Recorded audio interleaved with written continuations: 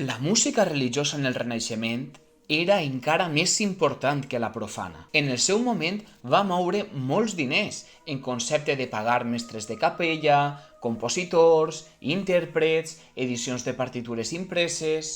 És, per tant, de la que més documents disposem en l'actualitat i musicalment, tècnicament, és la més complexa de totes.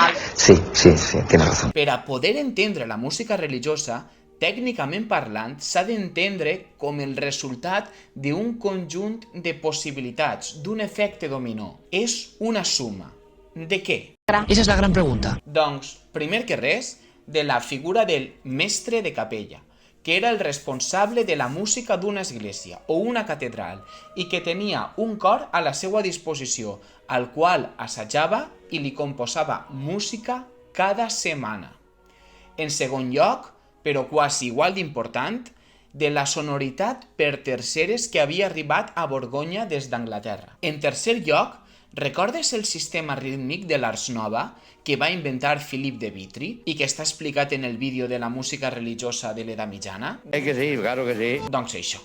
Quart, d'un pensament contrapuntístic. Recorda que el contrapunt consisteix en fer sonar dues o més melodies o veus a la vegada i és diferent a cantar una melodia mentre t'acompanyes amb un instrument. La qüestió és que en esta època començaren a fer servir els instruments en la missa, just quan ja s'havia quedat com a tradició que la música religiosa era contrapuntística, composant una veu per a cada cantant o grup de cantants. Justetament arribaven una miqueta tard. ¡Casi! Però bueno, nunca és tarde. Per cert, la música religiosa va seguir sent contrapuntística fins al segle XVIII, anys 1700. Quint, com que els homes i les dones no podien cantar junts i els cors de les dones no podien cantar públicament, per a cantar les veus més agudes, els cors masculins feien servir xiquets que estaven aprenent música. Recorda també que en aquella època aparegueren escoles a les catedrals que ensenyaven als nens, de manera que establiren que dues veus o melodies greus les cantaven homes i dues veus o melodies agudes, xiquets. Sext, com que els xiquets no són capaços de cantar coses molt difícils, decidiren fer, en línies generals, una música senzilla, amb melodies fluides i sense salts massa abruptes. La juventud está preparadísima. I per últim, com que la música era vocal, per a que fos senzilla de memoritzar, rítmicament s'havia d'ajustar molt a les paraules, molt al text, que com que no ho he dit, estava en llatí. Aleshores, començaren a sorgir moltes partitures procedents de Borgonya, que gràcies a la impremta de Gutenberg recorregueren tota Europa, Itàlia, Espanya, Alemanya, nord de França, i els compositors adoptaren aquestes noves formes. I, si bé cada compositor té la seva forma de fer, sí que és cert que hi ha estils compositius segons cada zona del mapa. L'estil italià és el més important de tots. Recorda que Itàlia és el bressol del Renaixement i aquella música tenia un estil molt pur, molt... doncs com el que acabo de descriure. Com a compositor més importants podem citar a Clemens non Papa, que va viure durant el papat de 3 Clemens i en les partitures especificava que era non Papa per a que no el confonguessin, i el més important, Pierluigi da Palestrina.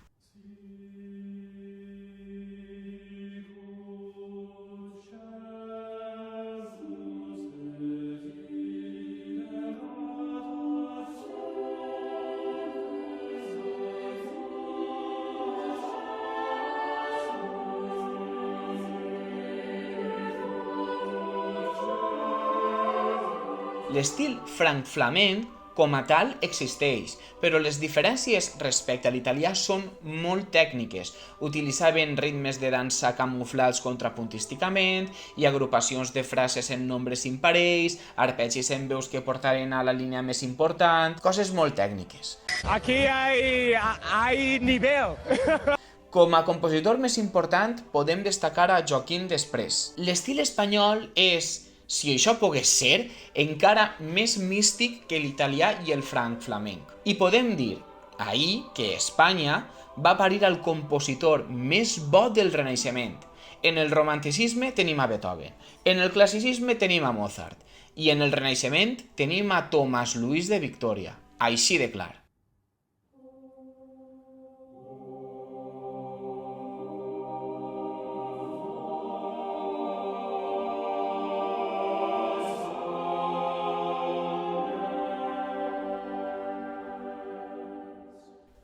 I volia comentar una curiositat, i és que en Venècia, en l'església de Sant Marc, els Gabrieli, que eren tio i nebot, Andrea i Giovanni, composaven en dues corals.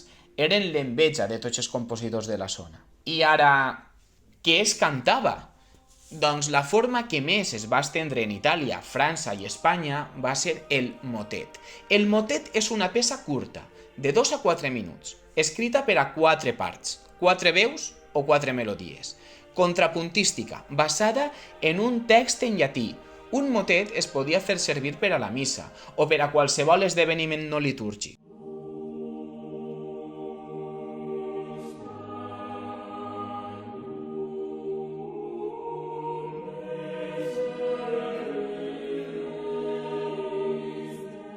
I en quant a formes més grans, de més duració, doncs has de pensar en la música que acompanya a cada litúrgia.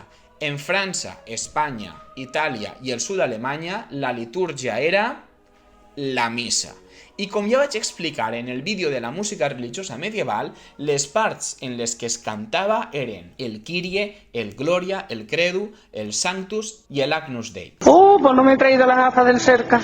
Tranquilitat, que tampoc entra per a l'examen, i cada part seguia la forma d'un motet. El motet era la forma més important, com la cançó en els nostres dies. Si allò dels motets funcionava, ho haurien de fer, i als mosses i als bisbes els agradava. Aleshores, per què canviar? Ara, recordes que el nord d'Alemanya era protestant?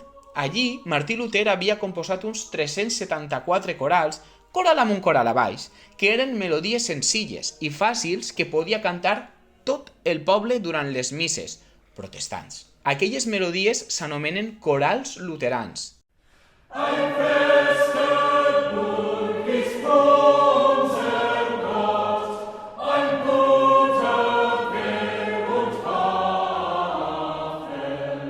I ara anem a Anglaterra. Yo speak English very good, vamos. Allí la missa s'anomenava Anthem i consistia en que tota la congregació de fidels i un cor cantaven algunes parts conjuntament i normalment acompanyats d'un orgue. William Byrd va ser un gran compositor d'ànthems.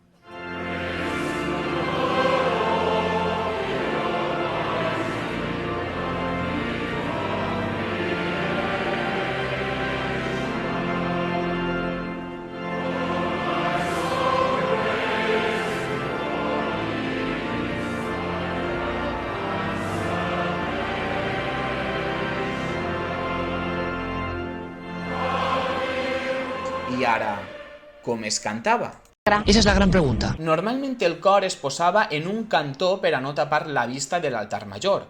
Era una pràctica comuna que, si no hi havia suficients cantants, una veu la toqués un instrument, com un sacabuig o unes flautes de bec, o si no tenien molts cantants ni veus, que els nens, que solien ser els més complidors per anar als assajos, cantaren la melodia més aguda i un orgue faria la resta de veus. Però això estava a punt de canviar. Ara que ja s'acaba la part més tècnica, relaxa't, que vaig a contar-te una historieta. ¡Estupendo! Com ja t'imaginaràs, l'església estava molt disgustada cap a finals del Renaixement, cap al 1543. Havien perdut el nord d'Alemanya i a tota Anglaterra, i Nicolau Copèrnic els havia posat en un entredit. Havia arribat el moment de fer un canvi, així que els alts càrrecs de l'església, al 1443, anaren a Trento, una ciutat italiana, a fer una reunió de tots els bos de l'església. Això s'anomena concili. Era el concili de Trento. I s'estagueren fins al 1563. Sí, 8 anys reunits. Suposo jo que de tant en tant sortirien per anar al lavabo. I varen decidir canviar moltes coses en l'església. Sobre la penitència, sobre els llibres prohibits, sobre la comunió i sobre la música també. Et pots creure que estigueren a puntet de prohibir-la? Com a tal, prohibir la música? ¿Pero qué me estás contando? ¡Es posible! ¡No es posible! Es de ser inútiles, ¿eh? Tiene un punto de risa, pero tiene un punto de serio. El enigma humano, evidentemente. Doncs sí, però a última hora un bisbe li va dir al papa: abans de prendre una decisió tan dràstica, escolta això.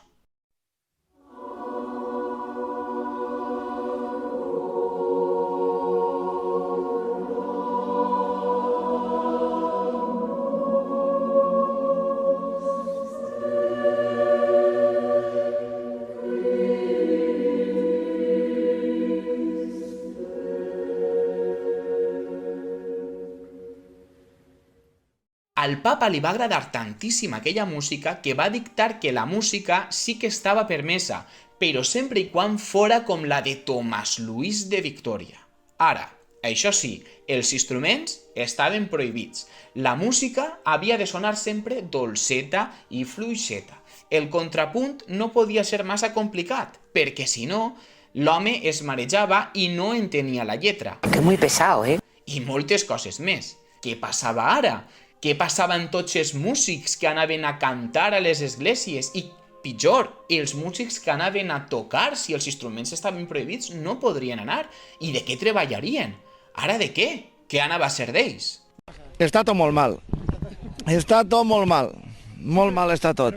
Doncs alguns, pocs, aconseguiren convertir-se en mestres de capella. Altres aprengueren cant i es posaren a cantar en corals i en castells, però pocs també. La gran majoria d'instrumentistes, quina solució podien trobar? Recordes que t'havia dit que la noblesa volia més música? Doncs que els nobles estiguessin dispostos a deixar-se tanta pasta en els músics els va venir molt bé. Això és el que va portar entre els anys 1550 i 1600 a la següent etapa artística.